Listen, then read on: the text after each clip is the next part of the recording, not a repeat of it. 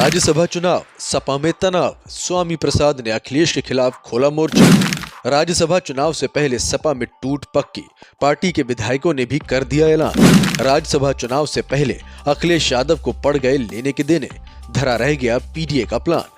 Samajwadi party camp में बेचैनी है। लोकसभा चुनाव सिर पर है, लेकिन पार्टी के अंदर तनाव है। बीजेपी से लड़ने के बदले पार्टी के नेता आपस में लड़ने भिड़ने को तैयार हैं। राज्यसभा के 3 उम्मीदवारों का ऐलान होते ही घर का झगड़ा अब सड़क पर आ गया है।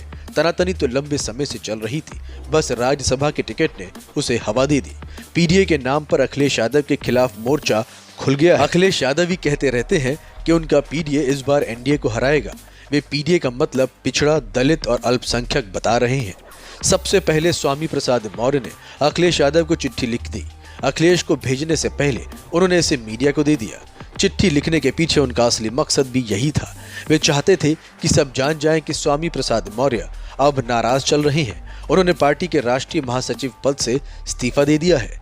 चिट्ठी में नाराज होने का कारण उन्होंने कुछ और बताया है, जबकि असली वजह कुछ और है। स्वामी चाहते थे कि अखिलेश यादव उन्हें राज्यसभा भेज दें, इसलिए वे लंबे समय से लॉबिंग कर रहे थे। सनातन धर्म, रामायण और भगवान राम के खिलाफ वे लगातार विवादित बयान भी दे रहे थे। इस बहाने वे सामाजिक न्याय का मसीहा की अपनी इमेज बनाने में लगे थे। उन्हें लग रहा था कि पीडीए के फॉर्मूले पे वे राज्यसभा जाने के लिए सबसे योग्य नेता है, पर अखिलेश यादव ने तो उनके बारे में एक बार भी नहीं सोचा। इस दौरान पार्टी के सीनियर लीडर मनोज पांडे से लेकर राकेश प्रताप सिंह तक उनके खिलाफ लगातार बोलते रहे। दोनों नेताओं ने स्वामी प्रसाद मौर्य को मानसिक रूप से बीमार तक कह दिया।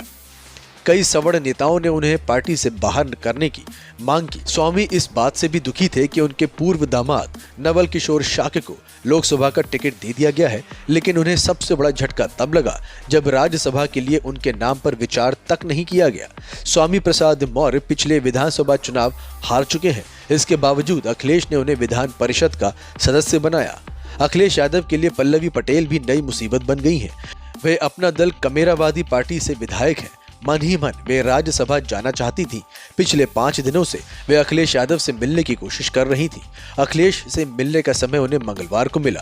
तब तक समाजवादी पार्टी अपने 3 उम्मीदवारों की घोषणा कर चुकी थी, इसलिए उन्होंने अखिलेश यादव से मिलने से मना कर दिया। अब पल्लवी पटेल कह रही हैं कि वे समाजवादी पार्टी के लिए राज्यसभा में वोट नहीं करेंगी। उन्होंने समाजवादी पार्टी नेतृत्व पर अहंकारी होने का भी आरोप लगाया है। अखिलेश यादव ने इस बार किसी पिछड़े या मुस्लिम को राज्यसभा का टिकट नहीं दिया। पल्लवी पटेल का आरोप है कि समाजवादी पार्टी के लिए पीडीए सिर्फ नारा है। उन्होंने कहा कि समाजवादी पार्टी ने एक भी पिछड़े समाज के नेता को टिकट नहीं दिया। पल्लवी पटेल खुद राज्यसभा जाना चाहती थी और अपने परिवार के किसी सदस्य के लिए विधानसभा उपचुनाव का टिकट। पिछले चुनाव में पल्लवी पटेल ने डिप्टी सीएम केशव प्रसाद मौर्य को हराकर तहलका मचा दिया था। वे मोदी सरकार में मंत्री अनुप्रिया पटेल की छोटी बहन है। कहा जा रहा है कि पल्लवी पटेल के पति पंकज निरंजन इन दिनों बीजेपी के संपर्क में है। जया बच्चन और आलोक रंजन को राज्यसभा का टिकट देकर अखिलेश यादव ने नई मुसीबत मोल ले ली है। समाजवादी पार्टी के अंदर और बाहर घमासान मचा है। पार्टी के कई नेता चुप हैं, पर मन ही मन बहुत नाराज है। मुस्लिम बिरादरी के नेताओं का भी यही हाल है। एक विधायक ने कहा, वोट हमारा और राज किसी और का। जया बच्चन और आलोक रंजन दोनों ही गैर राजनीतिक व्यक्ति हैं। जया बच्चन को तो समाजवादी पार्टी लगातार 5वीं बार राज्यसभा भेज रही है।